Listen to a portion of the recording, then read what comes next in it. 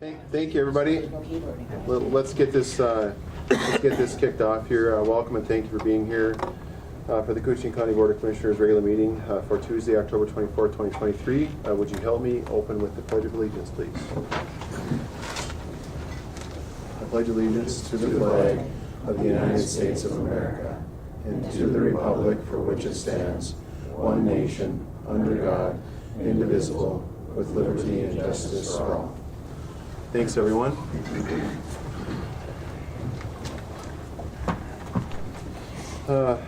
First order of business is to approve the proposed agenda with additions and/or deletions. We have one addition. It's to form a committee or be a part of a committee for the Little Fork Airport. We will put that addition for consideration under County Business A8. Please remind me if I forget. A8. I'll make that motion. Thank you, Commissioner Roach. I'll second. Thank you, Commissioner McIntyre. Any discussion on the agenda? Hearing none, I'll call the question. All those in favor signify by saying aye. Aye. Aye. Opposed? And motion carries. The next up is to approve the minutes from the October 10th, 2023 regular meeting. I'll make the motion. Thank you, Commissioner McIntyre. I'll second. Thank you, Commissioner L. Any discussion on the minutes? Hearing none, I'll call the question. All those in favor signify by saying aye. Aye. Aye. Opposed? And motion carries. Next up is financial business. Chair would accept a motion on items A, B, and C, approve the courthouse claims, highway claims, and public health and human services claims. I'll make that motion. Thank you, Commissioner Roach. I'll second. Thank you, Commissioner Hall. Any discussion on the claims? Hearing none, I'll call the question. All those in favor signify by saying aye. Aye. Aye. Opposed? And motion carries. Thank you. The next up is to approve warrant void. And I have to look for that. It should be close. There's actually 3 of them.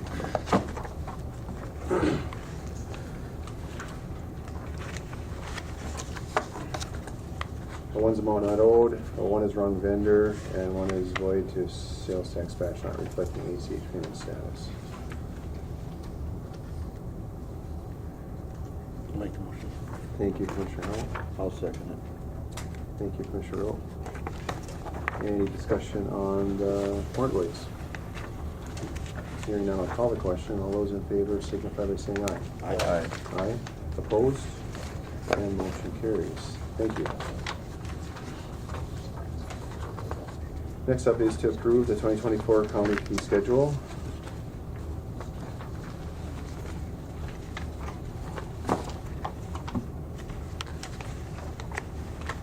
We have some changes here. I think we've went over these a few times. In committee, at least on the zoning fees, and just kind of updating this for 2024. I'll make the motion. Thank you, Commissioner Howell. I'll second. Thank you, Commissioner McIntyre. Any discussion on the fee increases? Hearing none, I'll call the question. All those in favor signify by saying aye. Aye. Aye. Opposed? And motion carries. Thank you. Next up is human resource business. And we have an approval of, hi Mary. Good morning. Good morning. Good morning. To approve a employment separation and to ratify a renewal of insurance. Yes. I can talk to the insurance piece. Perfect. Okay. Go ahead with, if you want the employment separation. Okay, so the request is to approve the employment separation of Peter Griffith, a non-permanent part-time 911 dispatch and corrections officer, effective October 11th. And that's it. That's it. Okay. Yes. And then, all I right. need a motion on that one. Okay, I'll accept the motion to approve the employment separation. I'll make the motion. Thank you, Commissioner Roach. I'll second. Thank you, Commissioner Howell. Any discussion on the separation? Hearing none, I'll call the question. All those in favor signify by saying aye. Aye. Aye. Opposed? And motion carries. Thank you. Thank you. And next up is to ratify renewal of county health insurance with the Northeast Service Co-op with an increase. Yep, insurance committee met with our broker a couple of times this fall, and we're in our third year of our contract with our employee insurance provider, and based on usage and claims, we're seeing a 17.9% increase in employee insurance costs and a 6% for group retiree plan. Because open enrollment is coming up here, we need to sign right away and get it back to them, so that's why I'm asking for it to be ratified by the board. So we've already signed and sent it in. It's estimated to cost the county an additional $320,000 for 2024 for that increase.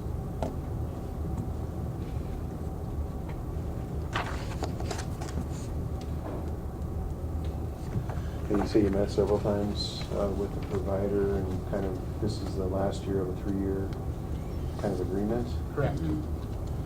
So we can go out for RFPs this spring or mid-year to look at other providers in the market to see if there's other opportunities for cost savings. Yeah, that's a significant increase with the insurance. So.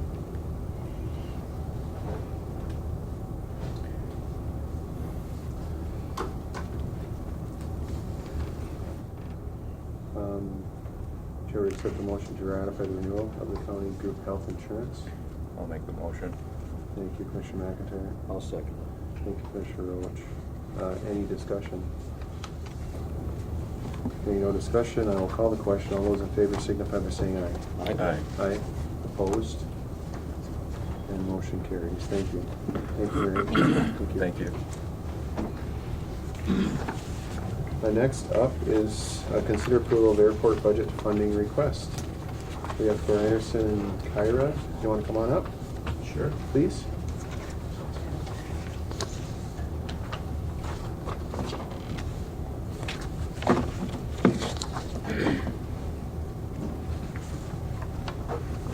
Appreciate you being here. Thank you for the opportunity. And just a little bit of a preview, I guess. We met with Thor and Kyra here a while back. Went line by line through the budget, the airport budget. We really didn't see anything egregious in this budget at all. Honestly, I think we have some normal increases there and very modest, increases in salaries and things like this here. I think the utility costs and the insurances and stuff, I think, are obviously a part of the unfortunate normal of today. So I really didn't see it. Some of the reason why we're here today too also is there's been a shortage within that request from the city of International Falls is not committed $175,000 of the requested $351,466. That's kind of why we're here today. I think to kind of go over some of this discussion can include some of the reasons of that and kind of why we need to work together with some of these things. These are community assets that we have, and we have millions of dollars invested in this. I said then too at the finish line to not actually fund this to the tune of $175,000 is detrimental. So some of the discussion, certainly take it away. I know you have a firsthand view, Kyra and you, Thor, of everything that's happened out there and some of the community, what a community asset that it is, and the money that's been spent. Honestly, we've spent millions of dollars, and that we haven't. We've gotten a really big bang for our buck so far as federal grants and state grants, and some of the work that the legislators have done for us in this area to now not fund the actual operational cost is something that I think we really need to consider. So that's kind of a slap in their face, too, in the legislators' face, to say, hey, we thank you, but no thank you to a certain extent. And that's not the type of message that we want to send. So it's certainly, take it on. I don't think we need to go through line by line, but just some of the highlights and some of the future needs and stuff, I think, that we need to maybe discuss, if you Sure. want to. Absolutely. If I may. Thanks, everyone, for the opportunity to share the information about the airport. There's a lot of misinformation or lack of understanding. Some just real basic stats about the airport. There's 145 publicly funded airports, state of Minnesota. Of that 145, there are only 9 that are scheduled carrier airports. Of the 9 scheduled carrier airports, we're the smallest in the whole system in the state of Minnesota.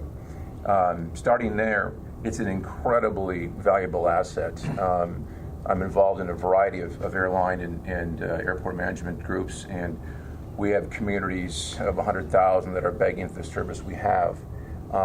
In that subtext of that group, we're also one of 4 airports, state of Minnesota, have customs, international traffic, etc. As Jason was sharing, the bang for the buck is hard to it's hard to calculate how fortunate we are. It's incredible. 95%, virtually 95% of all the large projects over the history of the airport have been funded to either a 90 or 95% federally funded, MnDOT Aeronautics funded, 95% FAA monies, which those monies are generated from the airline ticket taxes, airline fuel taxes, etc. It's an incredible leveraging tool for the area, for the community, for the county. Very, very fortunate. We've had many discussions, and I can't give you an accurate number. I'm 62 going on 75, and I'm guessing that we've probably done $100 million in the time frame, leveraged at those numbers. Just can't emphasize enough that the monies don't go wasted. We're very cognitive of cost. We're very cognitive of waste. I just can't emphasize enough how fortunate we are to have this asset.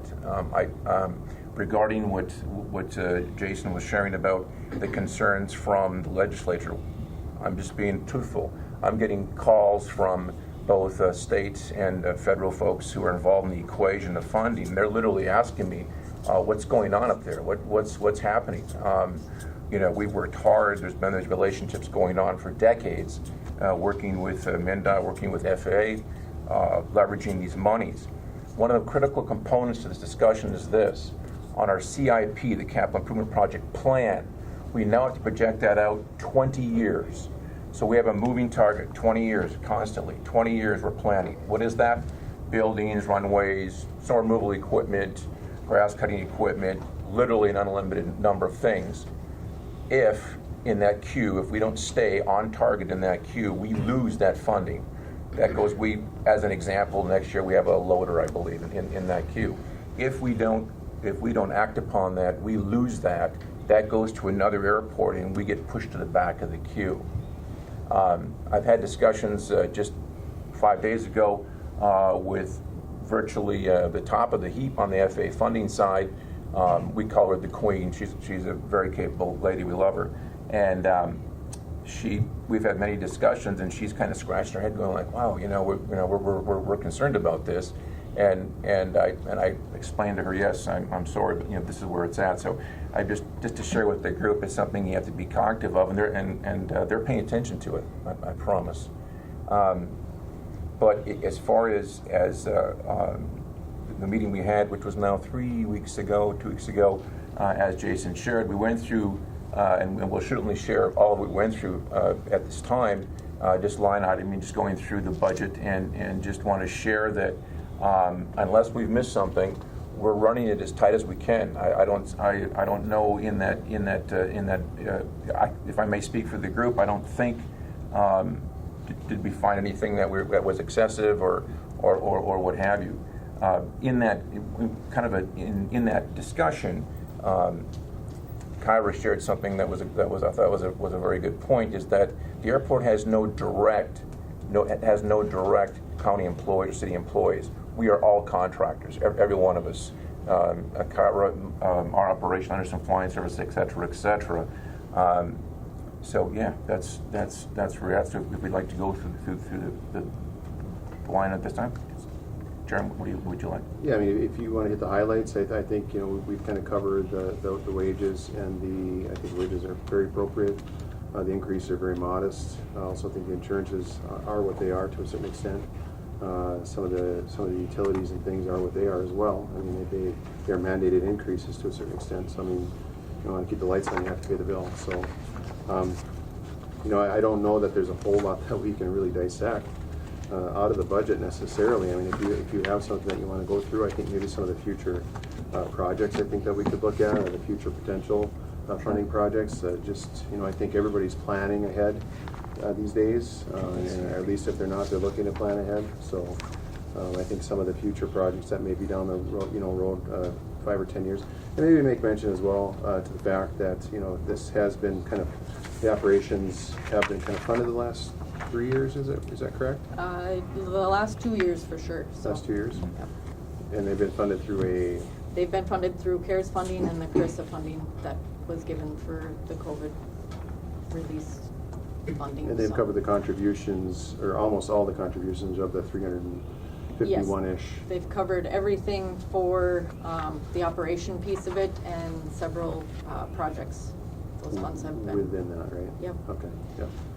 So that has been a blessing for the county and the city, honestly, that we didn't have to fund those. Obviously, we knew that in this year that we were gonna have to fund it again, so we were prepared and kind of talking about it early on in the year to make sure that we plan, you know, to do this, and, you know, when we're looking at the budgets and stuff, that we knew that this CARES funding is gonna go away and that this funding is gonna return, and, you know, I think we're all well aware of that here at least, so. But yeah, that was a great deal for us, and very thankful for that funding to kind of help us out too. You know, every little bit helps here and there. So yeah, I just guess maybe some of the longer range types of deals, maybe just a kind of a blip of what you got going on in the next, even say 5 years. Sure. If that's Could you okay. please share with that, like we did last time? You're better at it, and you read, and I'll fill in the little spots out back.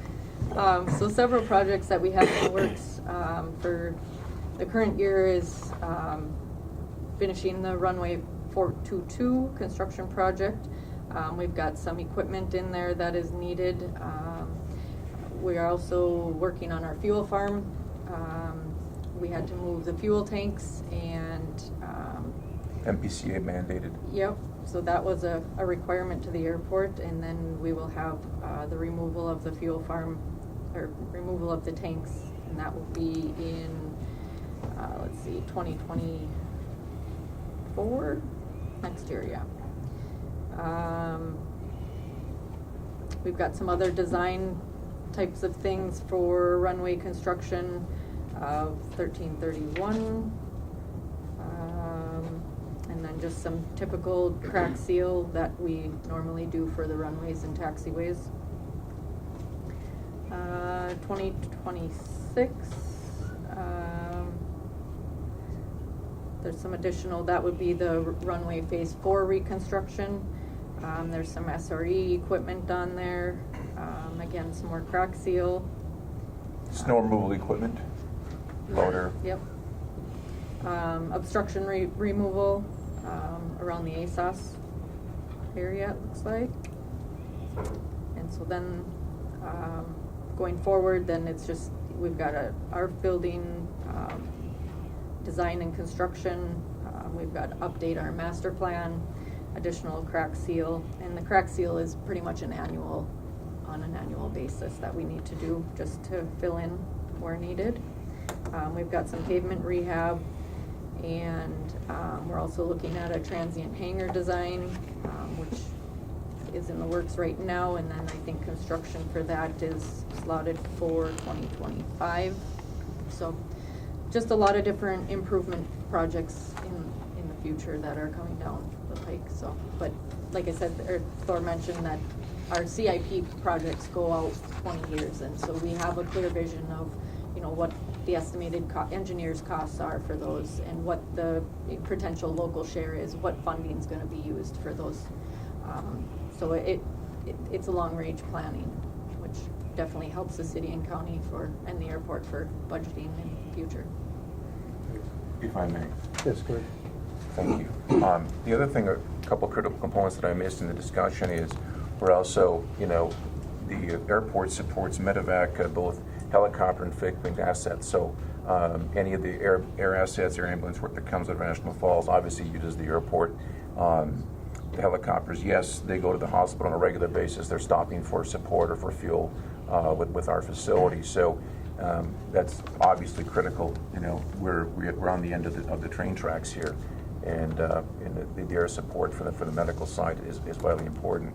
One of the things we covered at the meeting that we had in the committee a few weeks ago was this: is that it's also, we do a tremendous amount of cold weather testing, and we're the only scheduled carrier airport in Minnesota that, quote unquote, what we call inside the fence, that we allow, that cold weather testing is allowed inside the fence. And so it's utilitarian. There's a tremendous amount of utility. We're getting bang for the buck, both directly from the aviation asset side, but also for cold weather testing. As we speak right now, of all things, there's a snowmobile manufacturer out there running on our taxiways, testing their engines. I'm guessing that group's about 12 to 14 people, and they're here for a couple of weeks.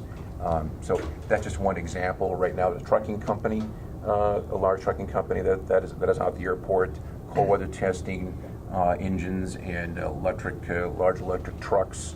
They have a contingency of people too. And this goes on every day, all day long, all winter long.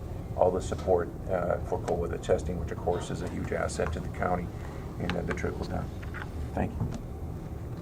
Well, thank you. I appreciate you being here and going through this here. You know, and I think what you'll probably hear out in the public is, you know, this is an opportunity to discuss, you know, how we fund the airport and things like this here. But keep that in mind, that, you know, we're in the 11th hour of a budget that needs to be, you know, kind of finalized here in the next month, and to kind of pull the rug out for that funding at this time.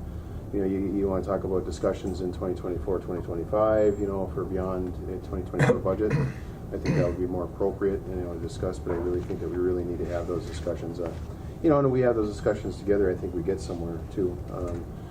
You know, there may be some creative ways to fund this that we could discuss and talk about, instead of just kind of saying, well, we're not going to fund it and move on from that. You just can't do that with an asset like this. So you got hundreds of millions of dollars tied up into it. It's just got redone. We're on top of the line, state of the art, and then to pull the funding doesn't make a lot of sense to me. So anyway, but we're here to consider today the actual 2024 funding amount, our funding request in the amount of $351,466.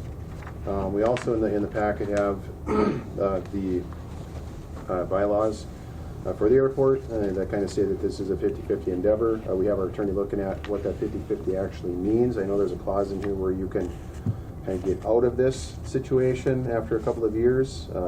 However, there's some language that kind of contradicts that in the front of the agreement that we're kind of looking into and seeing what that means, and, you know, who controls the assets and things like this here. So those are being kind of discussed behind the scenes right now as we speak. So just kind of let everybody know that we're looking into it and have been for a while.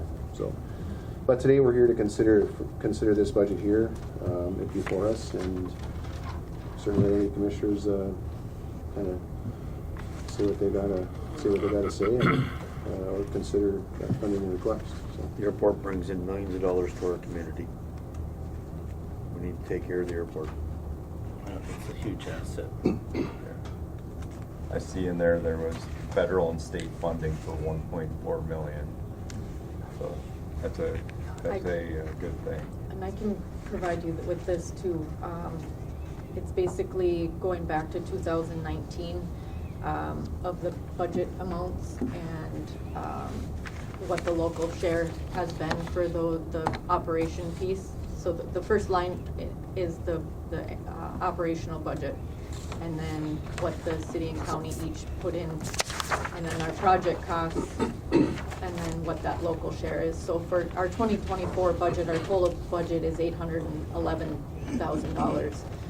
So split from the city and the county is $268,000 roughly. And then our project costs budget for 2024 is $2,715,000, and the local share for that for each the city and the county is $58,500. So when you look at that, it's a pretty you're getting a lot of bang for your buck for that one, and those projects are needed and required, so there's not really much way around it. Our operational budget has stayed very consistent, you can see over the last 5 years. So. No, agreed. I think, yeah, you do the percentages and it's less than 5%. That's a pretty good return on our funding and stuff for a long-term asset like that too. So, and it's quite detailed, as I found out. Very detailed type of situation. It's not easy to understand and not easy to comprehend and follow. So we appreciate Thor and Kyra's expertise in all this too. They are the experts in this area of the airport and know. And please, if anyone has any questions ever, please feel free to reach out to us. We'd love to share. Absolutely. Yeah, I think the economic viability of this is extremely important. I think millions of dollars a year brings people in, takes people out, and gets them here. So it gets them here to spend some funding in our community and some money in our community too. So that's definitely something to offer. So anyway, but I thank you both for being able to be here today, and I would like to move forward. We accept the motion to consider approval of the airport 2024 budget. I'll make the motion. I'll second.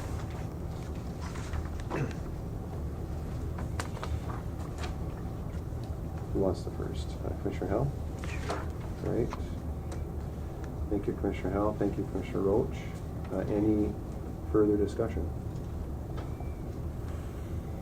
Hearing none, I'll call the question. All those in favor signify by saying aye. Aye. Aye. Opposed? And motion carries. Thank you. Thank you. Yeah. Okay, Thank can you. Thanks, guys. And next up is to approve the International Falls Dance Championship exempt permit application. And this is for the exempt raffle to be held on Saturday, 2/24 of 2024. Local fishing derby they have out on the ice there, and to support the, as long as the ice is good, and to support that.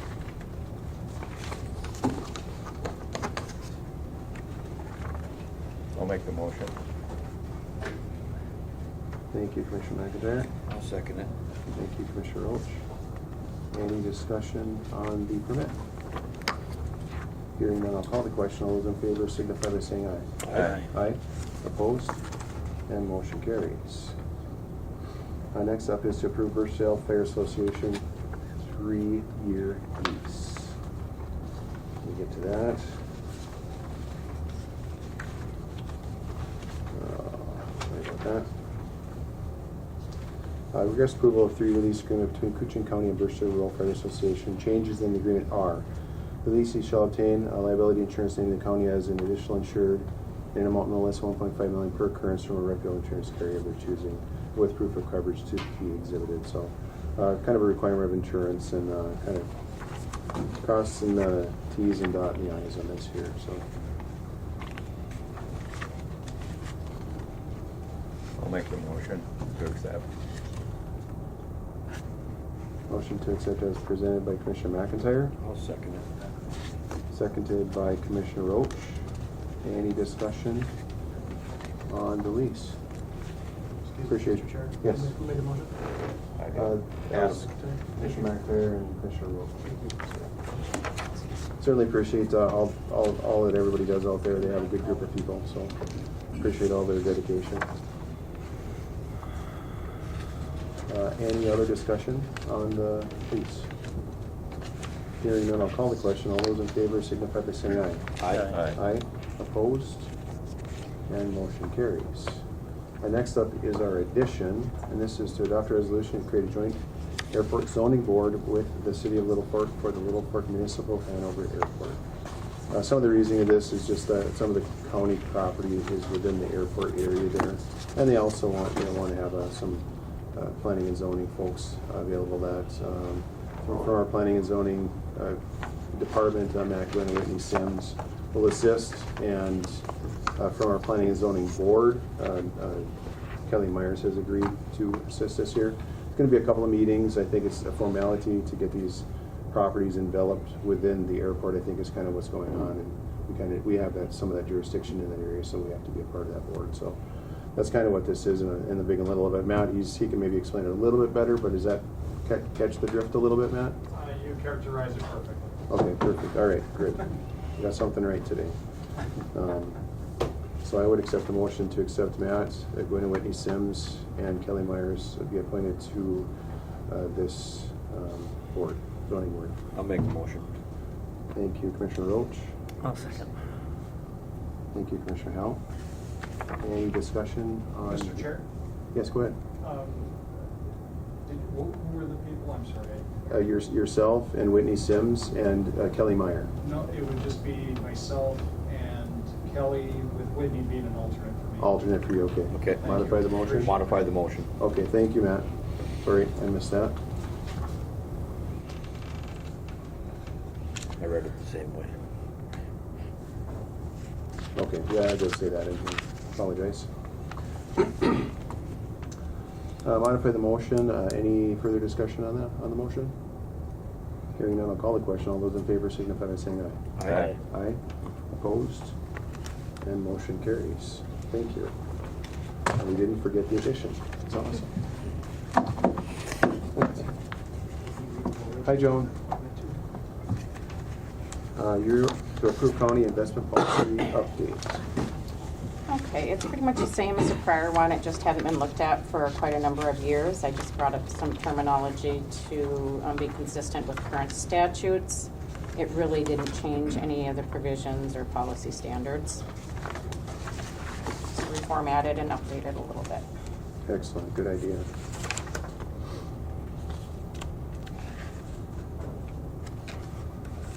I would consider approval of the county investment policy update as presented. I'll make the motion. Go ahead.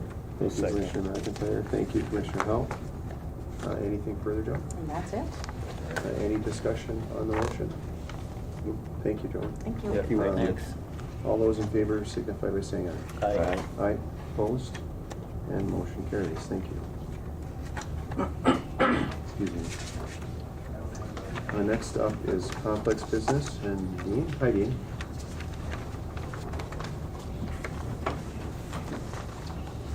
And you have an award for a couple things here, Yeah, One this is thing. to award the go-ahead to install the emergency panic buttons throughout the various departments. I had a total of 2 bids on it, and they're amazingly close. To the point of about $500 on the equipment. Permar Security came out on top as far as the equipment goes, but if you look at your notes, there's a pretty good discrepancy between the two as far as monitoring these systems, and that's where the difference lies. The one, we do a lot of work with American Eagle Security right now. They're doing our electric doors, and they were one of the bid providers here. And in order to monitor their systems with these emergency panic buttons throughout all the departments, it comes out to be about $720 a year.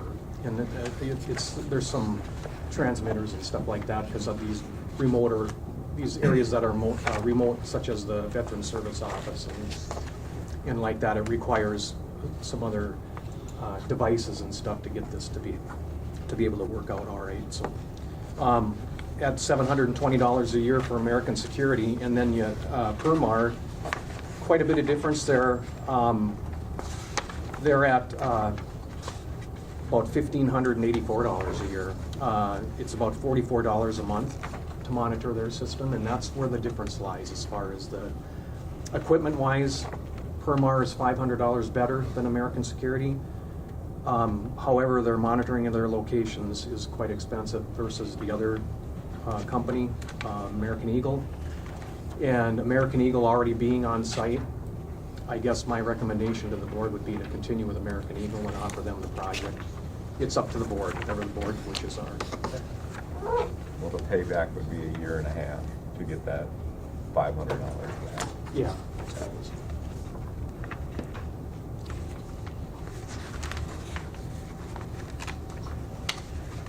Wishes of the board? I'll make a motion that we stick with American Eagle. American Eagle. Thank you, Commissioner Roach. I'll second. Thank you, Commissioner Howell. Anything else on that, Dean? No, I think that's it. Okay. Any discussion?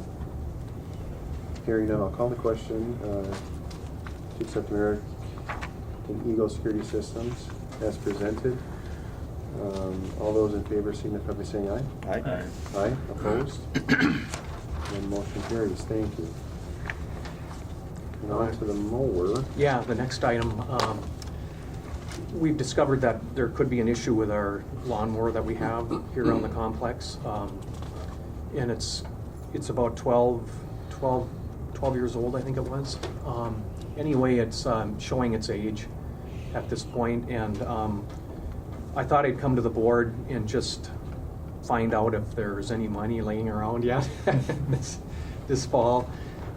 Due to the fact that there are some units around that there's been some discounts on them, anywhere from $100 maybe to $300 here and there throughout the various places that are offering these units.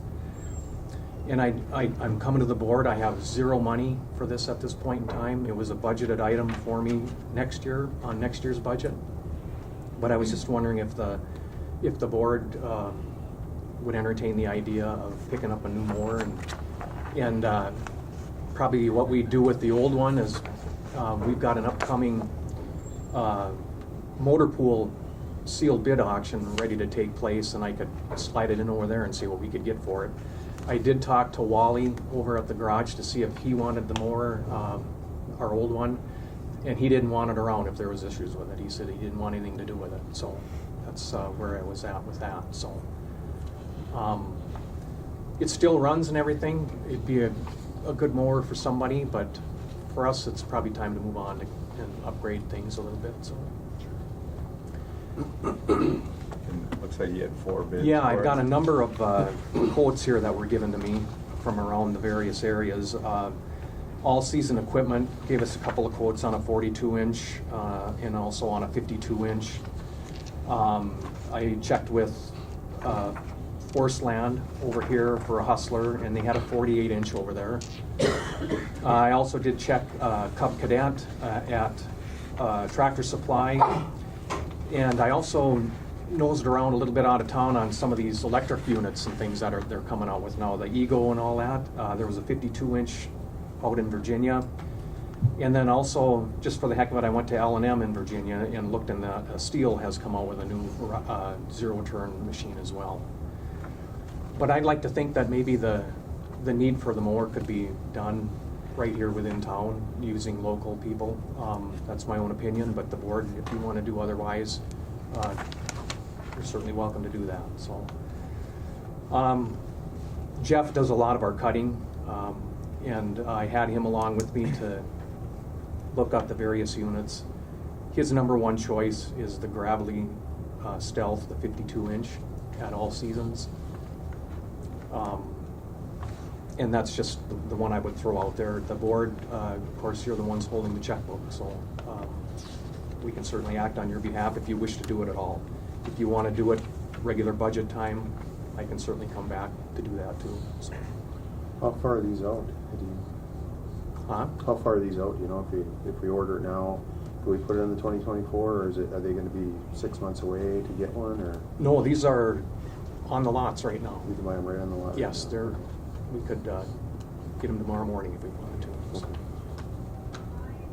The electric one, I checked into that a little bit, only because of the big electric craze that's going on. About a 4-hour runtime on them, so I was thinking that I don't know that I'd want to go there with that, because it takes Jeff about 5 to 6 hours to do all our property here. That's Forestland included, and then moving over here. If he starts at 8:30, 9 o'clock in the morning, he's done at about 2:30. It takes him that long to go across everything, so I think you're looking at a recharge at about halfway through, and I don't know that we want to do that. So I don't know enough about them either. I've never been on one. I've never driven one, and it would be they say they're potentially the up and coming, but I don't know a lot about them. So If we were to consider this, do we have funding available through any contingency funds or? Contingency funds are accounted for at this point. Sinking building or reserve spend. I mean, I don't know if these prices will go through to the first of the year? To the first of the year, well, that's a, Could I a- wouldn't know. You could ask them if they would, $65.99 for a 52 grade wing. Yeah, less than 7,000. could ask if Yeah, they would the- hold it for you. I could do that. Yeah, the various prices on these units, the Gravely that we're interested in is $6,599. He had a 42-inch there, same line, the Gravely for $4,099. The Hustler over at Forestland was $4,714. The Cub Cadet at Tractor Supply was $3,799. The Eagle Electric in Virginia was $7,000. And the Steel at L&M was $5,088. Are those all 52-inch cut then as well? No, there's a 48, there's a 42. Otherwise, the others were a 54. Otherwise, the three others were 52s. What brand do you got now? We're a 48. We're running a Hustler right now. at this Hustler, point. That's been pretty good for you. Yeah, it's worked. It's worked good. Of course, the ride is a little stiff on them, so as we age, it's kind of nice to have a little more cushion in the chair, but whatever. When are you thinking of putting this other one up for auction? Are we gonna have snow on the ground when this one goes? Well, no, that's going to happen on the 13th of November. Okay. Hopefully, there's no snow on the ground, but by the looks of it, there's a little threat of it coming in. So, I was just thinking if we would be done with it for the year and we could just get rid of it and then, maybe after the first of the year purchase, if they can hold the price for us. okay, I can. If that would be okay. Sure, We I just can. don't have a whole lot I of can try that. money You bet. around. Yeah, the option would be either take from sinking building reserve fund or And you're budgeted next year for it? I am budgeted for it next year. Okay. Well, maybe we can hold until after January 1 and Okay, very see where the good. budget lands and if that's okay. Yep. But I mean, I think we'd be good to go then. If it's gotta go in November, there's more than likely won't be any grass growing in, right? So it'd be okay to offer the machine on this upcoming auction that we're going to be having, sealed bid auction. Yes. Okay. Yeah. We would just need Very to good. declare that as surplus equipment then, Okay. so that we would be able to, that's per statute, so that we would be able to Correct, sell yes. it. Could we modify this request? Discuss purchase of complex more to consider the Hustler 48-inch as surplus equipment? Correct. However that would be worded, is that okay? I accept a motion to offer that, and the Hustler 48-inch be surplus equipment to be auctioned off in November. I'll make that motion. Thank you, Commissioner Roach. I'll second. Thank you, Commissioner McIntyre. Any further discussion? Hearing none, I'll call the question. All those in favor signify by saying aye. Aye. Aye. Opposed? And motion carries. Thank you. Very good, Okay, thanks. thank you. Thanks, Pete.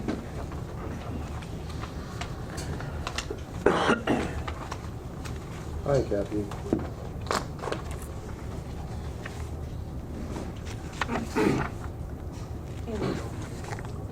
First item is to approve the warrant voids. There's two of them. 100.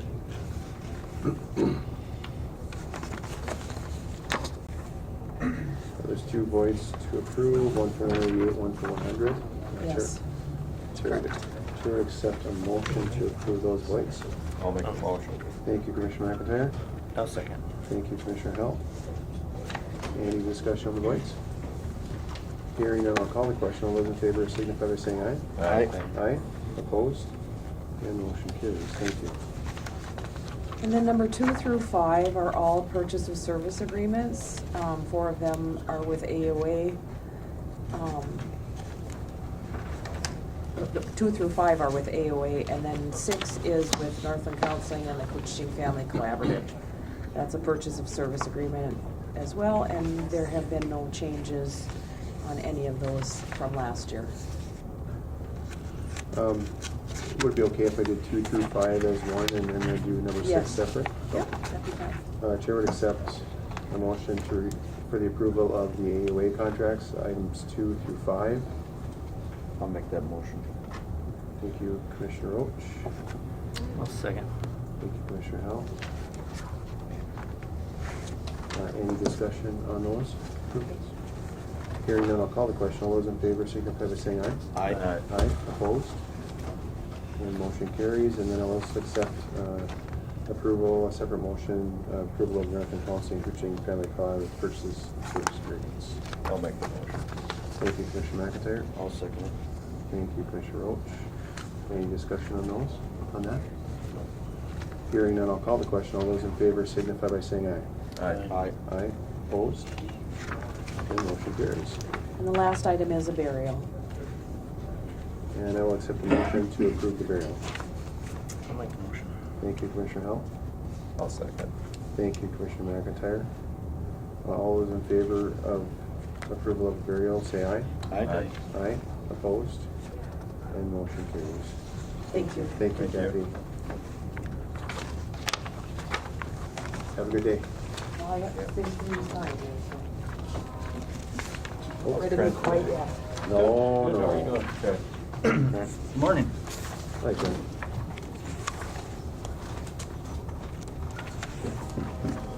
So what trailer is the one that you want? You have 2 bids for them? Yeah. Okay.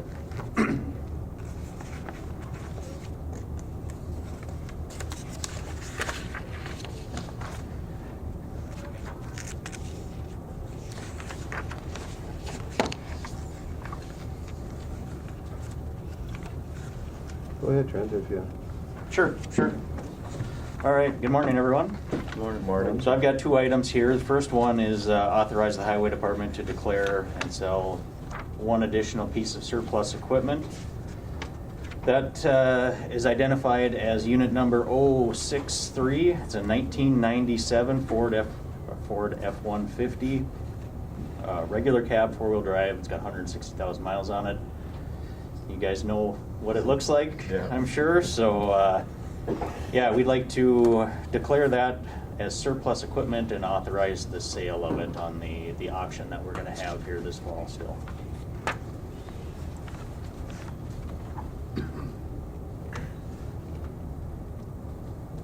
Sorry, I thought I could listen and do this, but I can't. No, that's all right. That's getting to be a pretty old truck. We bought it used from the forestry department Okay. in 2006. So,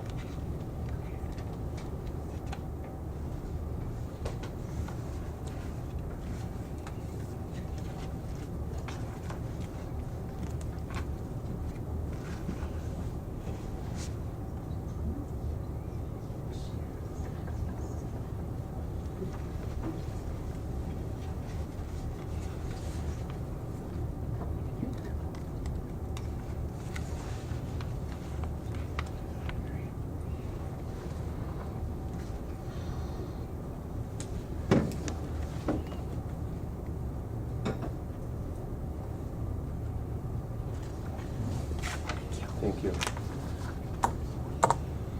I heard surplus equipment, 2000 and something or other.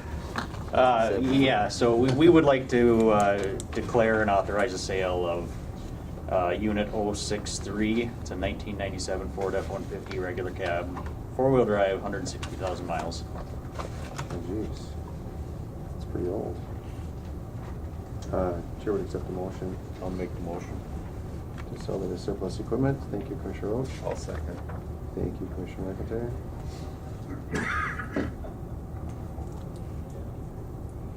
And this will be replaced, or is this just kind of just something to get rid of? No, this is just something to get rid of. Here, okay.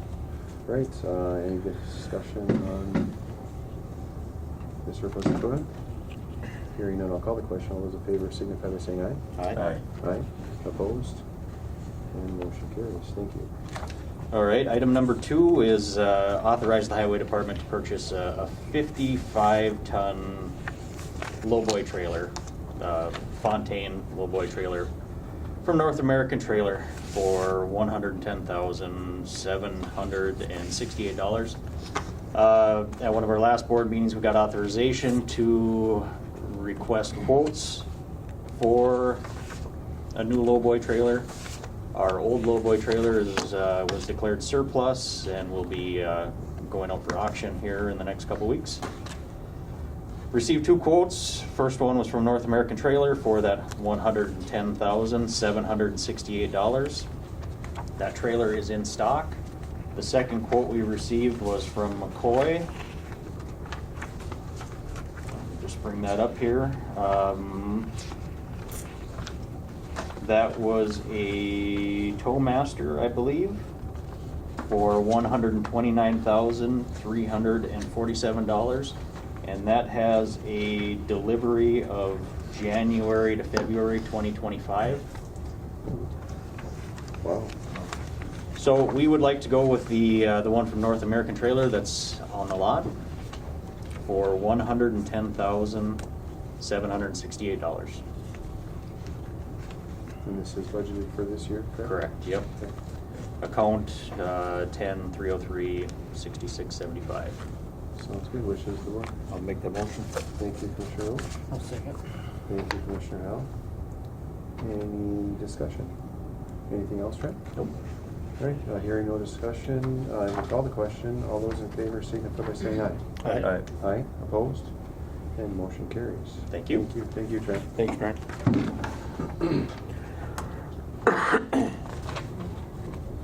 Hi, Matt. Good thing they got rid of that I-frame, or are getting rid of it. Next up is consider combined parcel rezoning, REZ 2305, and conditional use permit at CUP 2305. We met last week on Thursday at the Planning Commission. They had and have a determination from that committee, so I'll let Matt kind of take it from there. Yes, thanks. What's being handed out was just an email I had received just this morning, so I just wanted to make sure that you have that as well. The Planning and Zoning Commission met on Thursday, October 19th, as Jason had stated, to hold another public hearing as directed by the board on the combined parcel rezoning conditional use permit application submitted by Greg Henham. Don Nero is the property owner. Greg Henham is the applicant. The parcel is located at the southwest corner of the intersection of Highway 11 East and County Road 109. The applicant is requesting to rezone the parcel from R3 high-density residential to C2 limited commercial and a conditional use permit in order to construct. His original application was 9 80 by 144 foot commercial storage buildings. And at the last Planning and Zoning Commission meeting, he eliminated 2 of them, so now it's 7. With each building having 12 units and each unit having a full bathroom. As per section 2.81 of the Koochiching County zoning ordinance, the C2 limited commercial requires approval of a conditional use permit for any proposed use. The Planning and Zoning Commission heard information from the applicant and the public at the rehearing. There was also a review of the site and proposal with the planning, with the county board at a committee of the whole meeting, which was, the committee of the whole meeting was October 9th. It was brought here to the county board on September 26th, where you guys had indicated you want the Planning and Zoning Commission to have another rehearing. And of course, the Planning and Zoning Commission heard it on September 14th. So there's been a lot of review of the project. And so now it's being brought to you. The Planning and Zoning Commission's recommendation was to deny the rezoning conditional use permit as submitted. And I do believe Greg Henham is online if you would like to hear from him at this time. Hi, Greg. How are you doing? Hey, very good, thank you.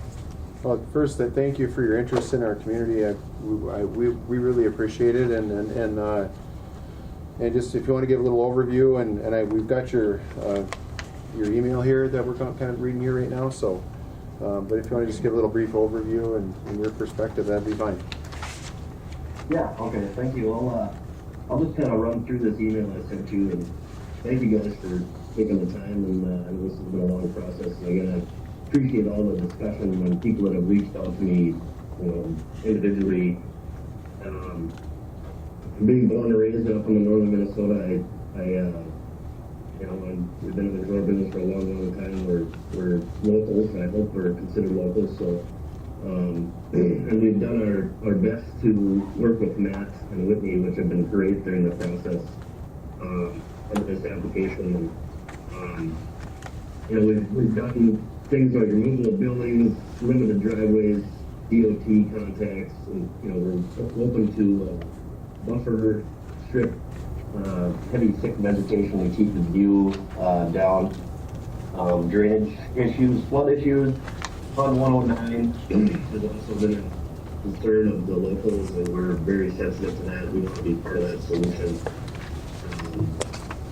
The other thing that this parcel is, it's high density residential, so it's room for up to 30, 35, 36 homes that could be put in there, which would be a very dramatic change compared to what I'm proposing. And being on Highway 11 is a corridor of business for hundreds and hundreds of miles. So one of my questions is, what is the best and highest use for this parcel? Location is very, obviously to any business is a key to a lot of things. And that was the biggest reason I picked this. Close to the boat landing, I think it'll complement that campground nearby. I think there's ways to work back and forth with storage and to keep people interested there. The restaurant is one stop along Highway 11 is obviously a popular location. The economic development side of this thing, obviously I'm an entrepreneur. Coming to a small community with a big project is something that doesn't happen every day.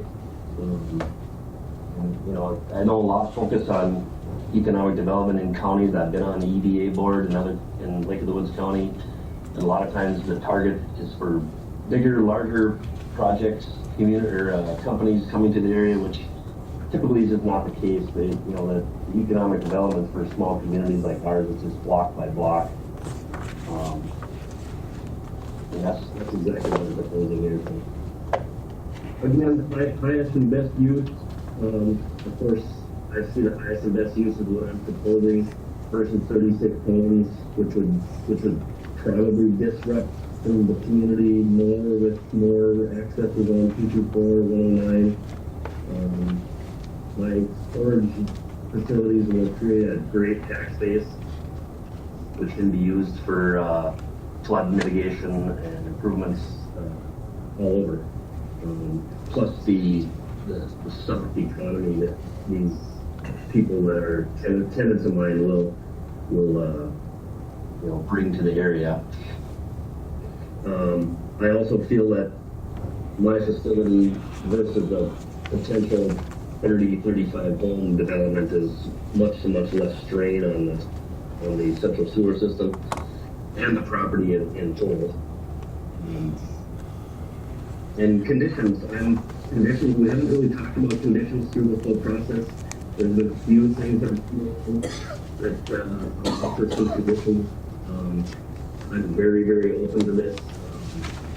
From the buffers, to the visibility, to the flood mitigation, to the security of this thing, having local staff. We talked about some rules for the leases in detail in the last planning commission meeting. Quiet hours. I'm open to all those discussions. So, again, just finishing up here. Thank you, Matt, Whitney, and all the people that did reach out to me individually and talk about this project. I really appreciate the feedback. Being International Falls, you guys are a landmark. You guys are the nation's ice box, so what better than heated storage? So, and it's a very attractive area to us for the natural resources, the growth opportunities, having a rainy lake there, having a lot of solid tourism businesses over there. I think so. Just all those individual businesses, plus the local contractors, and all the ancillary income. So If I may, I'd be willing to see if the board is willing to give me some feedback individually on what they feel this project is, and if it's something that they feel there's some tweaks I can make to better fit for the community. If they would give me some individual feedback, that'd be great if they're willing. Thank you, Greg. I think what we'll do is we have quite a bit of opposition in the area. I too think it's a great idea. I think it fits well with our area. It's another amenity to have these here. I think the location is a reasonable location, other than the fact that we have housing, residential housing in the area. I think that's kind of the biggest drawback and some of the concern that the residents have, and that I have too. When you start looking at the orderly, when you talk about the impede normal and orderly development, a lot of that development in that area specifically right now is housing, as is the current zoning for it. So that's some of the concern I have, and we don't want to kind of drop stuff in where it's not going to be welcomed either. And I understand it's a corridor. I feel the same way. I think it's a great corridor. It's a great corner to have something on, but also hear the concerns of the residents with it being a residential neighborhood and some of the things that come with that. And I think they've made it very clear to the planning and zoning, and again today here at the county board, what their intentions are. And I can't speak for everyone in the crowd, but I really think they do have a tight-knit community out there. And I'm not saying that this is a terrible project, Rick. I really think it's a great project. And I certainly would like to continue to work with you, maybe through our KEDA development side of things, and find that spot for you to do this. I think there may be some areas available that may be kind of what you might be looking for. So obviously I can't guarantee that this would be a guarantee of a different spot that might work, but there may be a different spot where there isn't necessarily a bunch of residential homes and stuff. And we're kind of transitioning. We're kind of on the back burner. Everything happens kind of last up here, you might say. We're kind of trying to get into we have VRBO as a kind of a hot topic here and across the state and nation, honestly. But it got up here slowly, and now it's here, and now we're looking at that as well. But we certainly don't want to hinder development, anywhere in our county if we can. But at the same time, I think some of the members of our community that are here do have those concerns, as do I. I have some concerns too under the questions that were asked. I don't think that the proposed conflict will affect shoreline management at all. I think that some of those areas are already mitigated. Will the proposed project cause any unreasonable adverse effects on adjacent properties? That's in question. There'll be increased traffic, possibilities of noise perhaps in the evenings and things like this here, and some of the visual things that they're worried about out there as well. Next up is will the proposed use substantially diminish property values within the surrounding area? That really does kind of depend on the care and maintenance, so that's kind of an unknown, honestly. If it's well taken care of, it could be a wash. I don't know that it would or wouldn't. I think to a certain extent, whenever you put a commercial anything near anything, you have that potential to kind of lower the values, at least for residential values at least. So will the proposed use impede the normal and orderly development and improve the surrounding property for uses predominantly in the area? That one too is objectable. I think it's a great spot. I just think that there's some housing and some residential areas there. I think if there wasn't houses within a half a mile, I think it might be a different story. I think you have houses, within a flashlight away from where this is at, and I think there's some concern of that. And they've had a community out there for a long, long time, and I understand it's on a corridor. I get that, and it's a commerce corridor, very adjacent to the lake. So I would argue that a little bit myself, that it isn't a good spot. But I think in this situation, it may not really help the surrounding property in this instance. Is the location and character of the proposed development consistent with a desirable pattern of development? I think in an overall scheme of development, I think this would be a great piece of the puzzle, but maybe not in this exact location, unfortunately. I think the property owners do have a say-so. They do have concerns, as do I, of of what this is. Now, and I don't have concerns of you in particular or anything that you're doing. I just think some of the overall concerns is where do we want these? We don't want them everywhere, and we don't want them in just one spot. I think we really need to kind of have a comprehensive view of where would be the best spot for these here. Now, I know there's not a lot of commercial along the highway there until you get a little further up the lake, and there's a lot of residential right now adjacent. I know there's a restaurant and there's a boat launch, which is very attractive to what you're trying to do here. But there's other boat launches too that are further up. That may be a possibility to get you on the east end of the county at least, and get you closer to where you're looking for. So, but that hopefully that could be a possibility for you. I certainly would encourage you to kind of work with us, and we can set up a meeting with our local PETA if you wish, and to kind of look and vet projects and kind of get you on the ground to look at a few of these things if you wish. So, but that's kind of, I know we got quite a crowd here. I don't want to speak for everybody. I know there's different views and different ways of looking at it and stuff, but I mean, did that encompass kind of what we're looking at out there? I mean, is that okay? So, I know we went through a rigorous public process with this one here, just because it is a big project in a small community, and we took the time to vet it properly, I think. And thank you for all your participation. It is welcome, believe me, that you're paying attention to what's going on in your community and around you. That's very important. So, and to have success, I think it would take everyone to want it to be successful, at least a good majority of you. So, for something like this to be successful. So, I do appreciate everyone's input in participation in this process. So it's welcomed. It's not. And nobody gets upset when you show up to a meeting and voice what you want. That's how it works. Actually, a lot better. It takes the pressure off of some of us here too. So, but up before us today is. You have anything else to add to that, Matt? No, I think you've covered it. I didn't. He had listed some conditions of the application. I think he reviewed that with you. Yep. Unless you have some additional questions related to anything, we have talked about the comprehensive plan and what it said. Yep. And we talked about many of the other things already. So, unless you have questions for me, I don't think I have anything else to add. I'll mention the comprehensive plan from 2001 through ARDC. It kind of mentions Rainy Lake as being, the best use of the area, and that it mentions, some of the verbiage and stuff in that plan mentions that some of these things have good potential to be successful in those areas. So just so know that Rainy Lake is an attraction for everyone that even doesn't live here. They like to be there. They want to be there. So that's something that we got to be considerate of too. And hopefully we can find a medium ground here to move forward with some of these projects. I think they're good projects. I think they're well deserving of a good effort by us to try to make happen. So, but in this instance, I think maybe the location is a bit of an issue. However, I feel the location is be fantastic if the houses weren't right adjacent. I think it'd be a perfect spot there. So,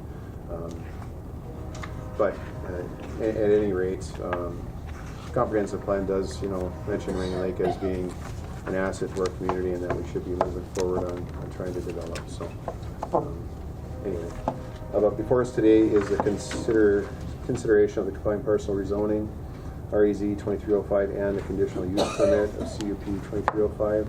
The combined parcel rezoning was from an R1 to a C2, and the conditional use permit is for the storage buildings as presented and as modified with conditions. So at the planning and zoning, Matt, it was a unanimous. Yes. Not approved of this. Yeah. So denied the application. Denied the application as submitted, and as he did make the edits to eliminate a couple buildings off his initial proposal, based on feedback. And he added some other additional conditions, but the Planning and Zoning Commission recommended to deny the application. Right. The application for the rezoning and the conditional use permit. So, wishes of the board? I think it's a good project, just the wrong area. hate to chase people away that would like to spend money in our community, but kind of have the same deal. If it was moved a little bit closer to town, it might be a little better, or further up the lake, if there would be a good building spot where there wasn't as many houses. Yeah, I feel the same way. I think it'd be a great project, just maybe not at that location. So I guess we'll follow I'm in favor of following the planning and zoning board's wishes now. Is it a motion, Commissioner Hill, for denial? Yes. And I'll second that. Motion to deny application RAZ 2305 and conditional use permit CUP 2305. Commissioner Hill, seconded by Commissioner Roach. Any further discussion? No other discussion. I'll call the question. All those in favor signify by saying aye. Aye. Aye.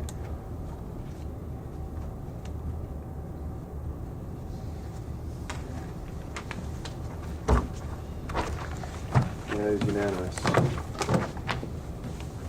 Thank you. Thank you, Matt. Thank you, Greg. Please keep in touch if you're willing to and stuff. We may have some other avenues for you to explore, and I'll help you personally get to the people we need to talk to if you wish. Yeah, no, I'm still willing to, I'm not one to give up, so I'm willing to take some more feedback and work with Matt and yourself and otherwise. So appreciate everything, and again, hope to be part of the community long term. It's just want to make sure that I do with the right introduction and good friendship down the road and some good stewardship. So thank you. Thank you. Thank you. Thank you. See you there. Well, we've got a little bit of a new board. Jason, nice to see you again. Nice to see you. And Rick and Adam. Yeah. Nice to meet you. And Adam, nice to meet you. And Destry had to leave. He had a medical emergency he had to go Okay. to, so. Okay, all right. It's great to be here. It's nice to meet you all. You're getting the full force of Hoffman, Phillip, and Martell. Yeah? We have probably never had all three partners at a meeting. But we felt like we should come up and introduce ourselves so you know who we are and what we're doing for you. And Yeah, absolutely. and yeah, so the audit's done. Beautiful. Good job, Betsy. Like, I mean, it was a lot. She had a lot of hats to wear over this last period of time. So, For sure. but we got her done, and it's a little bit late, but for the most part, it's still before the end of the year. So we're okay. Yep, this one was on time. Yeah, it was submitted on time, we're just being late. Yeah, it was submitted to all the appropriate authorities, just to Yeah. Okay. Do you want to use the phone one? Just a little background about us. We're based out of Thief River Falls. We're all kind of from that area. Well, now. And back in the 80s, when I was 10, I started working for the office of the state. I was working for the office of the state auditor. So we traveled around and did audits in counties all over the state. And then we ended up with a crew in Thief River Falls, and that's when we started doing I the gave an audit. extra one to And then Betsy. in 2003, there was a little political fight, and several of the counties were released to private firms to be audited by private firms. Previous to that, the state auditor had it all locked up. They audited all the counties. So when that happened, some of the counties were released, and that got 6 private CPA firms in Minnesota involved in county audits. I didn't stay with the state auditors during that restructuring and formed a private firm in Thief River Falls. So we kept 8 counties in the Northwest region, basically. And then we moved over to take Cooch also, or to add Cooch to our list of counties. And that's how we got started with our firm. And now there's, more counties have been released for private audit because there was a war going on with the state auditor over who got to be private and who had to stay with the state because their prices were triple of what the privates were doing it for because of the different kind of audits the state auditor does. So now we've got a combination of their way of doing it and the AICPA's way of doing it. Because you receive a lot of federal money, your audit has to be held to the highest federal standards, all governmental accounting standards, government auditing standards, everything. it's the same audit the city of New York would get. It's a pretty high level audit. And there's just isn't that many firms out there that are doing them anymore just because the government is so picky and there's so much training involved. So basically what our firm does is specialize in government only. We don't even And that's all we do. Yeah, we don't do income tax, we don't do privates, we don't even do schools. Just counties, cities, and affiliations with those. So we've really drilled down on that. And just the resource library we have to have for that alone is just enormous. And all the training we have to do. So, we're able to like go from county to county, city to city and say, here's what we're seeing over here that's great. Here's what, maybe you could fix a little bit. And so it's able to share our resources across all of our clients. So we're really happy to be here. And, the progress, Koochiching County has been like being in the very north part of the state. We're just a little bit more, I'm not going to use the word backwards, but we're just more, like it used to be, practical and like it used to be. Right. And a lot of the things that are changing in the more populated areas and the metro areas and are just, it's spinning out of control. And we're just trying to maintain common sense, and be practical and do things the right way. And this is where I give a little bit of a talk about your job as commissioners is to set the tone for the county at the top. It's called the tone at the top. It's literally in our audit work papers. We have to document where we think you are on that deal.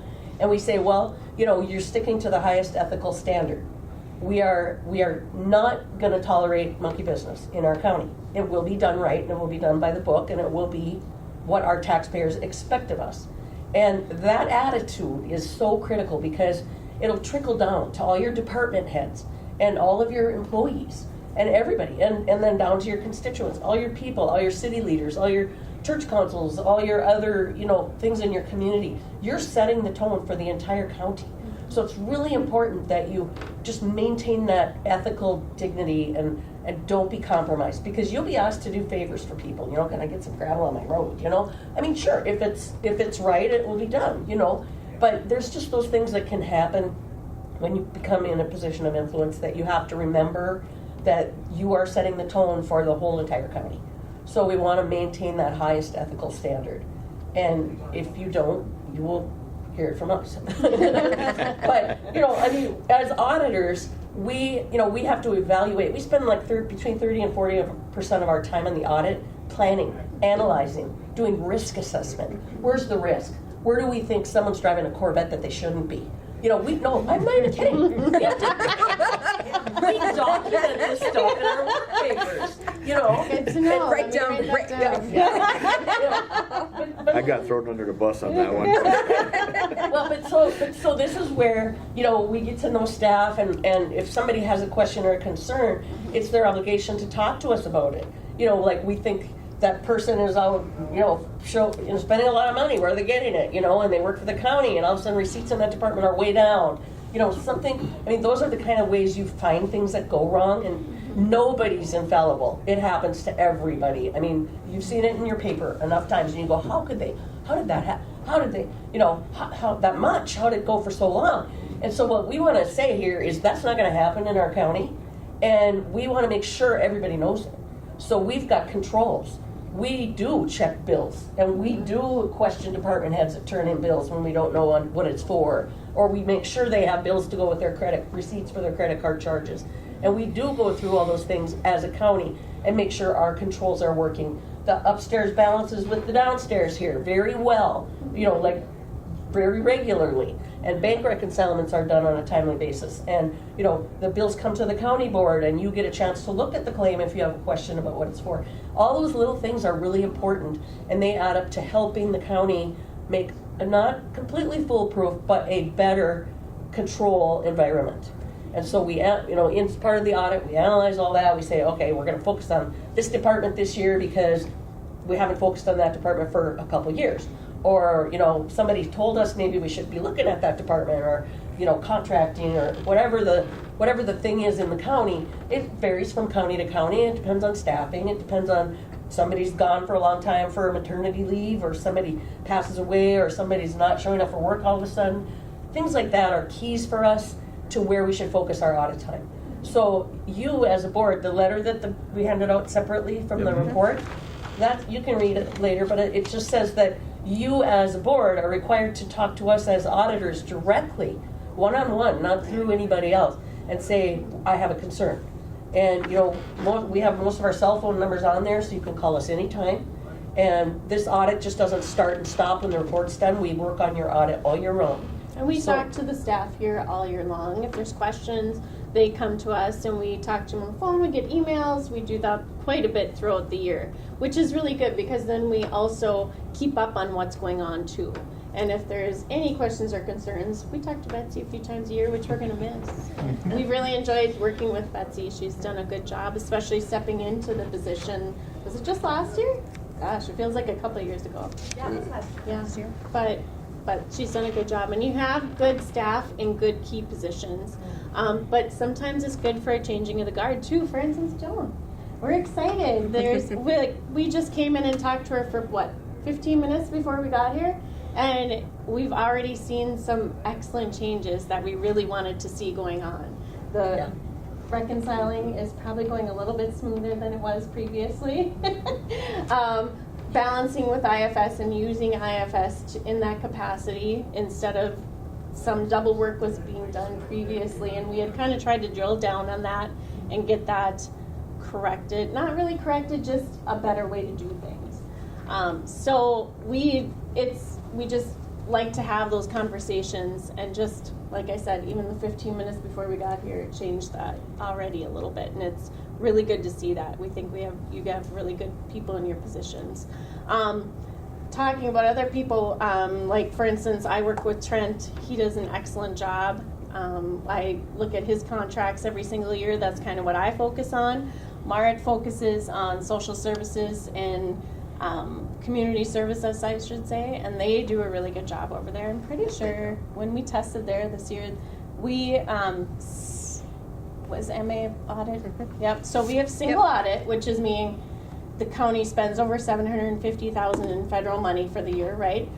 So pretty much the Koochiching County is going to be a single audit every single year. So that's just another level of audit we have to do. So we have to dig into some of that federal money.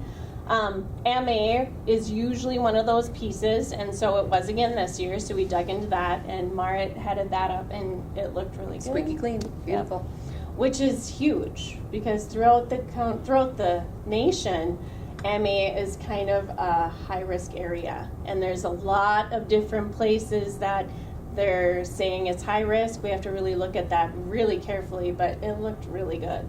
The other portion was, what was our other one? Disaster.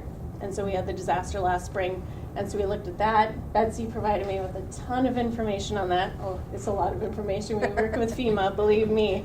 So she gave me tons of information on that, and that's we were checking that out and kind of did a deeper dive into that, the spending on that, and the receipts that we had gotten on that too. And so those were our two areas that we had to do the single audit on. But otherwise, everything looked really good. And so yeah, we work with highway a lot, community services, of course, administration, and the treasurer's office here. Matt. Yep, Matt, he does a good job. Land and forestry, we do timber sales. Your timber sales are a gold mine. I hope that can remain. I know that's on the political table right now. Yep. And we do check out the sheriff's office a little bit. They're doing a good job, especially like I said, we check contracts for statutory, making sure that everybody's getting 2 or more quotes when it's a certain level. And so when Trent was here just presenting today, you get 2 or more quotes. Excellent. That's what we want to see. So those are just some of the little technical things that we check. And like Colleen said, we check disbursements too, look at invoices, make sure your department heads are signing off on those, making sure that everything is correct. Those aren't getting double paid. We're marking them paid. Different little things that we can do to set those internal controls and make sure that we can keep those correct throughout the year. So actually, I might dig into the report a little bit, if that's okay. Just because we've got a newer board here. Well, actually, we'll start on page 2, just to show the opinion. So the opinion is on page 2. This is the reason we do the report, right? Present our financials, but this is telling us that We've got an unmodified opinion, which is the best we can have. That's exactly what we want to see. And if we had any issues or anything that we couldn't have an unmodified portion on, that would be listed in here too. We did have an emphasis of matter changing the accounting principle, which we implemented the new GASB 87, and that is just to do with leases. And so we have to keep up on all these new GASBs every single year, and for some reason they like coming out with new ones all the time. We just did a training on them yesterday. What do we have, 5 new ones to implement for the next year? It's a lot of work, yeah. But thankfully we get it all done and we all understand it. So moving on to actually the next portion I'm going to show you is page 6. So page 6 to 14 is the management's discussion and analysis. If you're not going to read the whole book right now, I suggest reading these pages right here. It gives you a good summary of what went on for the year, the ups and downs, the reasons for the ups and downs, just a good synopsis of how the year went. And it also gives you money figures there. So the county as a whole has net worth, essentially net position of $171 million, which is great. That's huge. We increased that by $10 million from the prior year. And that has a lot to do with a lot of your road projects because we build infrastructure, right? We update those roads and then we get state aid to do that. So it's giving us more infrastructure. So that's building our net position. So I was just going to show you, let's move to page 19 and 20. 5. Okay, let's go to 5, which is 22 and 23. So just to give you an idea, and you probably already know what we've got in the county, but these are your funds, right? So these are your major funds. So if you see the headings of each column, we've got your general fund, which is of course the main operating of the county. And then you've got across the top, you have road and bridge, public health and human services, land and forestry, and then the Island View Debt Service Fund, and the Island View Capital Project Fund, the Northland Behavioral Health Center Project, and the Jail Capital Project. So those are considered your major funds, and they're pretty self-explanatory. I think we all know what they're for. The other governmental funds, that second to last column, those consist of county development, environmental services, Koochiching Development Authority, your special assessment fund, and your Jackfish Bay Debt Service. So they are accumulated in the back in separate statements just because we can't fit it all on the same page, but they're not considered major to the county. So we just present the major here, and then the background of those other funds are towards the back, and I'll show you that when we get to it. So just to give you an idea, the 4th line from the bottom, the net change in fund balance, is one of the keys that we look at each year. So we like to keep it all positive, right? There are some times that we're going to dig into reserves and spend those down, so it does go negative. So it's not bad if it goes up and down, but just as long as we're staying within budget, trying to stay within those budgets, right? So net change in general fund was $1.3 million, which probably was attributed mostly to ARPA.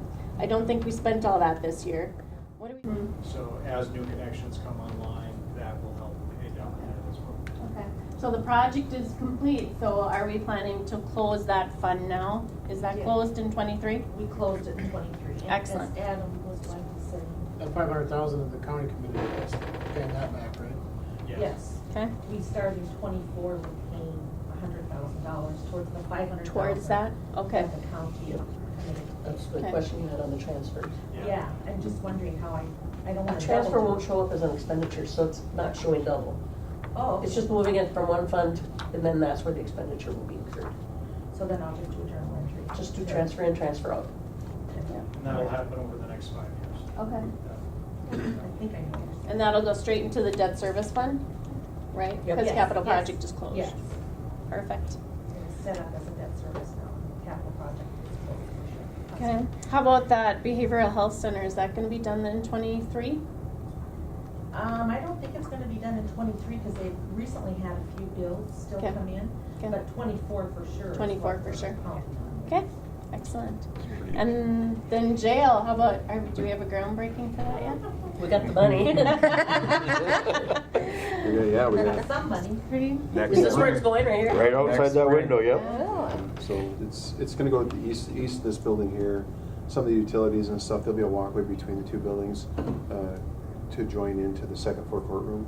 That was part of the struggle with the safety of it all, I guess, was to have these inmates come directly into the courtroom instead of walking through public corridors. That was one of the audits that we found with our MSIT and things like that. That was a bit of a safety concern, and Betsy knows all aware of all that. So not the only concern, but one of many actually. So yeah, we're gonna go over here, groundbreaking. I think we're gonna bid it out hopefully first quarter 2024, and then groundbreaking will be in 2024 as well. So we'll be committing to not any more funds this year. We don't think, we're gonna wait and see what the market does. So we're thinking we probably will encumber another $10 million next year sometime, depending on what the market looks like. And then we'll probably have $2 or $3 million left over on the end of it all. And it might not be able to be a jail bond fund. We might have to go to just a regular regular capital project fund, because some of this tying into the existing building won't be covered under the jail bond fund, which is just a smidge smaller of an interest rate.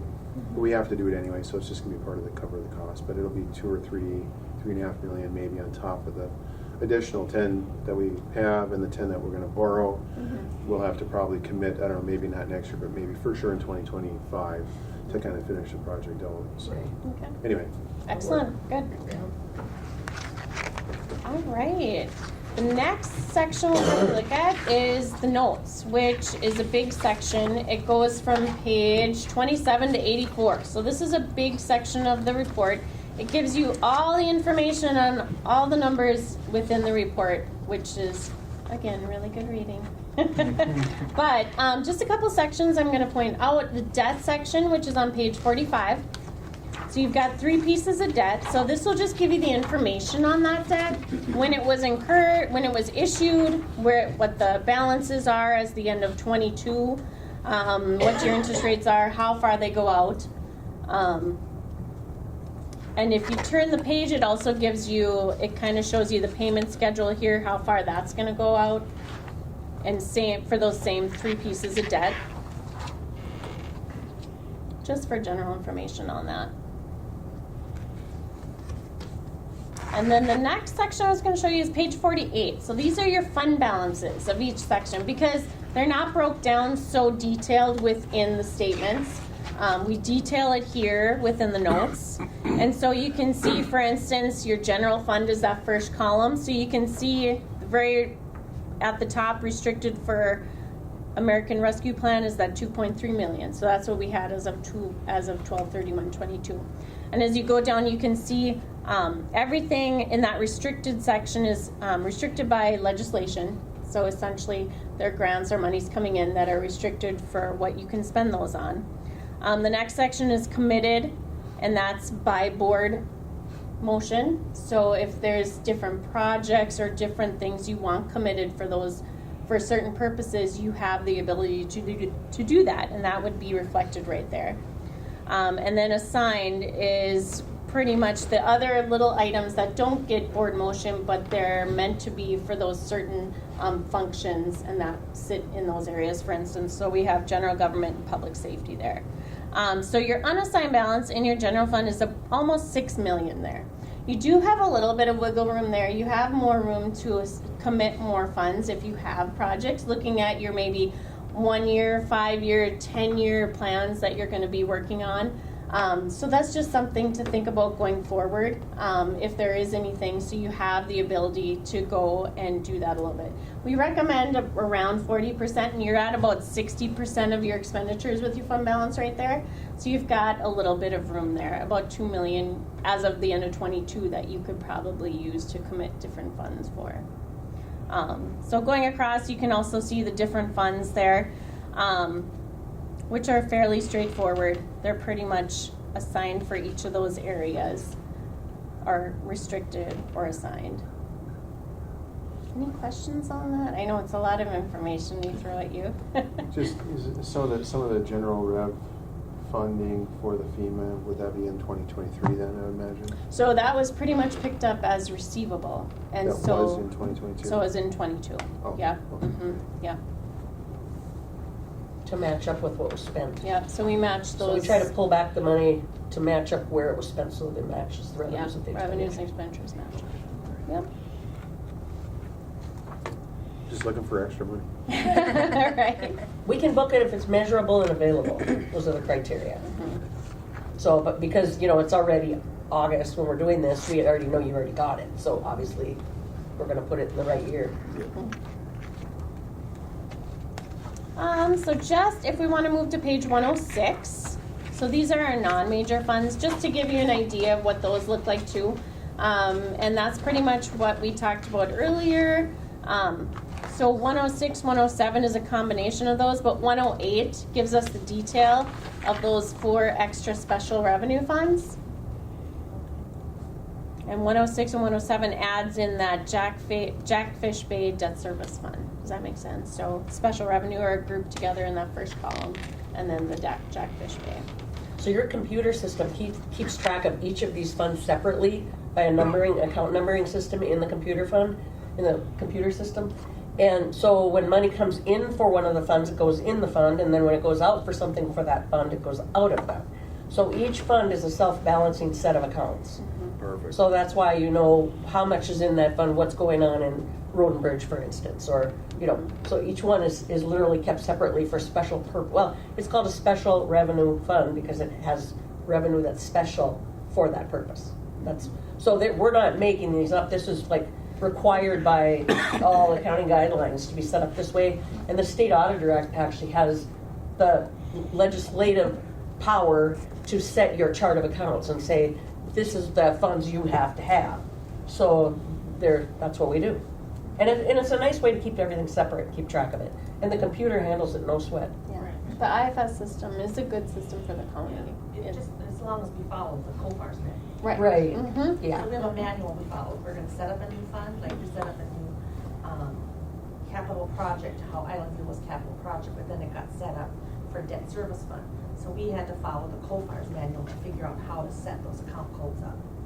So, and we did do that. Yes. So if you would turn to page 93, there is something that isn't in your computer system.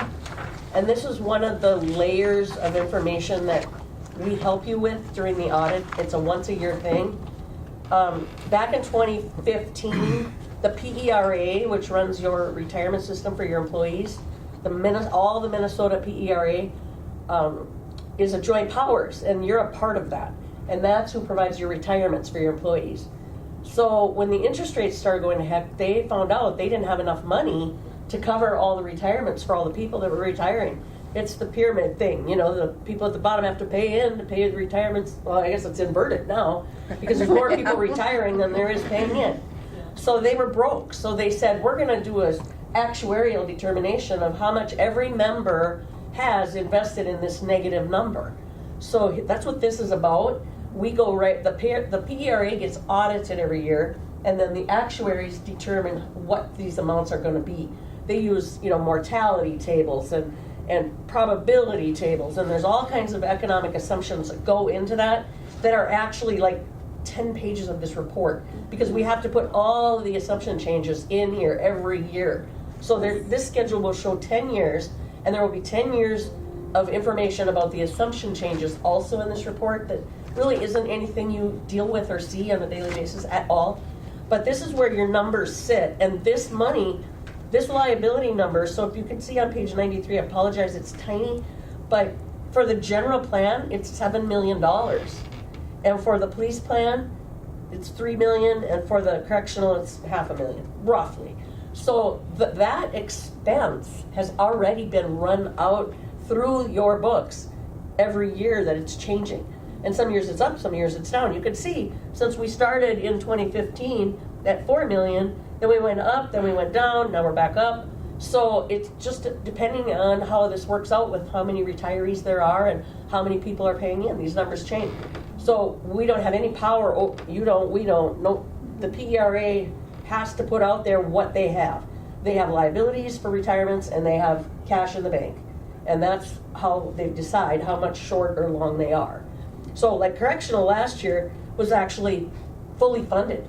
That's why there's a negative number in that employer's proportionate share, that column right there. They actually had enough money to pay extra, but now they're back. So it's just up and down all over. But this is information that is interesting, but not unless you really kind of are interested in it. So the county books about 11 million. That was what we booked for a liability that the county will owe if para ever ceases to exist. So we have $11 Which is- million in liability Yeah. over the course of the lifetime Of the lifetime Yeah. of all retiring employees. So, yeah, Yeah. it's not likely to happen, but, Right. you know, But in the case it it's does- measurable, so we have to put it in here. Right. You know, It's a big deal because some of those changes that are happening right now, they're talking quite seriously about the correctional program and the Yeah. police and fire as well, yeah. which, they look good right now, but Yeah. they're not good. No, and if They you look look at bad. some of the assumption changes that are also in here, I guess they start on 95, or no, where do they start? No, they're back farther. But anyway, they're in here, and they talk about, well, because everybody got a 2% cost of living increase if you were on your retirement, they lowered that to 1% for a while, and then everybody paid in like 6.5%, and now they raised that to 7.5%. So they are changing some of the inputs and outflows to try to balance it out. And now this interest rate coming up a little bit lately, is helping that situation too. So it's such an arbitrary situation, but they really should have never let themselves get in the situation in the first place. But nobody was paying attention. And you have the ability to elect members to the PERA board, and there is a board and there's a bunch of members. So what were they doing? Who knows? Yeah. But wham, this came out and hit everybody, every county, every city, everybody who's got members of PERA has this. Well, just buying bonds isn't the way to balance it out.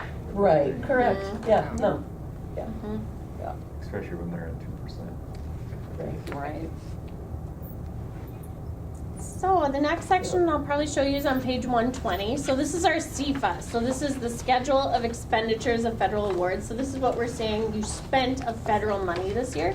Just gives you an idea of how many different pots of federal money that you get each year. And it flows through the state, and you also have plenty of state pots too, but this is what we have to detail in the report.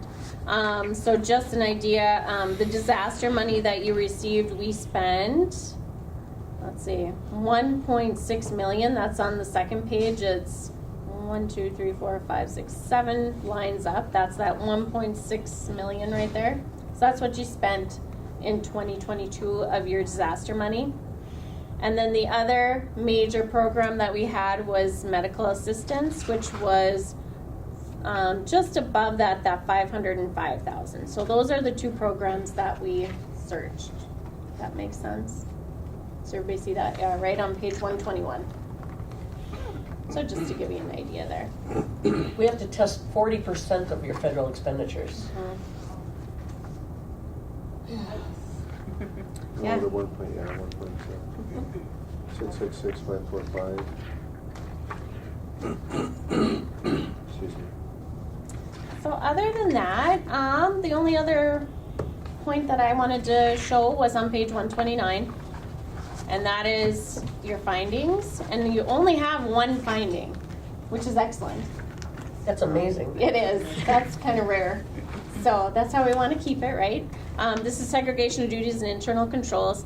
And that's just, it's hard for really any entity to get rid of this one, a governmental entity, because we have so many different departments. We can't properly segregate and control all those separate departments. If every single one was properly segregated and could balance itself, then that would be something that we could talk about resolving this one. But really, any county, city audit you see is going to have probably this. It's cost prohibitive to staff that many people to keep it all separate. Yeah. So, and we resolved one this past year from 21 which was the reporting requirements, and that's because it was late last year. But and that happens once in a while. Not a huge deal, but we're glad to resolve it. Like I said, we threw a lot of information at you. Any questions as to what we've talked about or looked at so far? I like it. Good. Good. It's great work. Thank you. Who had to put the book together? We have a person. She's amazing. She's an angel. She is. She hand punches it and then hand puts the binder on Yeah. it. But okay, we only make, what you see on the table is the only ones we bind. Because we do this just for you for the purpose of walking through it like this. Yep. Because these cost about $20 a piece. Just with the paper and the toner and the, so we're not gonna print them to go right in file 13. So I do recommend you do read it and keep it for a resource. But when you're finished with it, if you want to just put it in the administrator's office, then if anybody from the public comes in and asks for it, hard copy, they don't have to print one. That would have one that's. But typically we email the PDF copies. Yeah, now it's all on to email. everybody, It's all, yeah. we submit this to all these federal agencies that give you money have to have a copy submitted to them. They all want it electronically now. Yep. State auditor wants theirs electronically. Everybody, so we just goes by email. But your newspaper will get it. Yeah, we'll put this in the newspaper Yep. now that you've presented. And we'll send you the publishing documents, Yep. actually. You'll probably send it to Adam or Margaret or. Probably both of them. Okay. They already know, they have a few things already and they know that it's coming, so Yep. as soon as you get it, that is where it's going to get it in the paper. Yep. The county board wants paper. Yeah. Right. Ballot, yep. Coming from that. What was that? We gotta keep PCA. County board loves paper. Yeah, we gotta keep PCA in business. Everybody's got a bonfire, right? Yes. It's nice fish cleaning paper. Any questions for?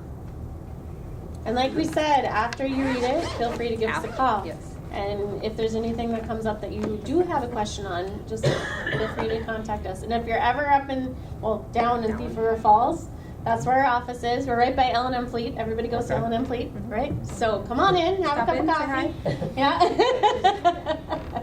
Do you have the ability to give me like an orientation at some point to the audit process, so as I go through different phases, that I'm putting stuff away and saving it that you might request, and For sure. Absolutely. Yep. that Yep. would be helpful to me so I'm not Yep. scrambling next year when you come. Do you like Yeah. checklists? Yeah, that'd be We good. have checklists, yes. Yeah. We like We're checklists. paperwork people.